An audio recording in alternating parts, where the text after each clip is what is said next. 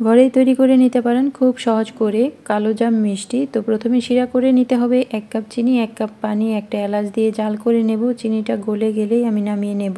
পাতলা শিরা হবে। এখানে 1/3 কাপ আটা অথবা ময়দা, 1/3 কাপ গুঁড়া দুধ, 1 টেবিল চামচ চিনি, 1 টেবিল চামচ ঘি, একেবারেই সামান্য বেকিং পাউডার, সামান্য বেকিং সোডা আর সামান্য একটু এলাচ গুঁড়া সামান্য দিয়েছি, জয়ফল গুঁড়া একসাথে ভালো করে মিশিয়ে রাখবো।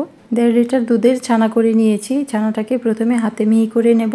গুঁড়া দুধের মিশ্রণটা এর সাথে দিয়ে ভালো করে মিশিয়ে মসৃণ একটা ডো করে নিতে হবে। তারপর কালোজামের শেপ দিয়ে মিষ্টিগুলো বানিয়ে নেব। চুলায় তেল গরম বসিয়ে দিয়েছি। তেলটা একেবারে হালকা গরম হলেই মিষ্টিগুলো দিয়ে দিতে হবে আর একেবারে লো হিটে ভাজতে হবে।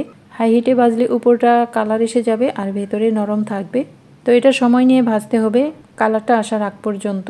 আর হাই হিটে অবশ্যই ভাজবেন না। যখন মিষ্টিগুলো নিচ থেকে ভেসে উঠবে তখন চুলার জালটা একটু বাড়িয়ে মিডিয়ামে রেখে মিষ্টির কালারটা এনে নেবেন, যার যেমন কালার পছন্দ। তো আমি একেবারে লালচে করে ভেজে নামিয়ে নেব। দেখুন মিষ্টিগুলো খুব সুন্দর ফুলে একেবারে ডাবল হয়ে গেছে। গরম তেল থেকে তুলে সরাসরি গরম শিরায় মিষ্টি দিলে অনেক সময় চুপসে যায়, সেজন্য একটা প্লেট আগে তুলে নেবেন, তারপর শিরায় দেবেন।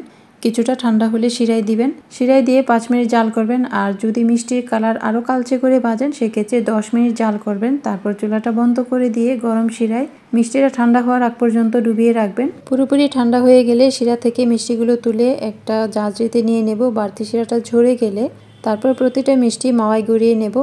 এই মাওয়াটা হচ্ছে ইনস্ট্যান্ট মাওয়া, এটা ঘরেই তৈরি করা, খুবই সহজ। পরে এক সময় রেসিপিটা দিয়ে দেব। তো মিষ্টি কেটে দেখাচ্ছি কতটা সফট হয়েছে।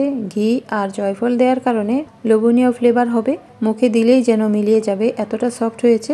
তো এভাবে বানিয়ে দেখতে পারেন, আপনার মিষ্টি এরকম সুন্দর সফট হবে। ভালো থাকুন। সহজ রেসিপি পেতে সাথেই থাকুন।